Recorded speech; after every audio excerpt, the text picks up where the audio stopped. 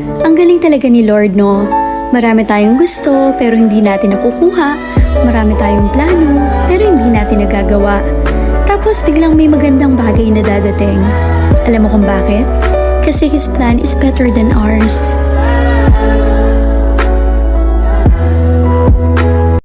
Ang galing talaga ni Lord, no?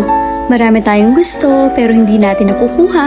Marami tayong plano pero hindi natin nagagawa. Tapos biglang may magandang bagay na dadating. Alam mo kung bakit? Kasi His plan is better than ours.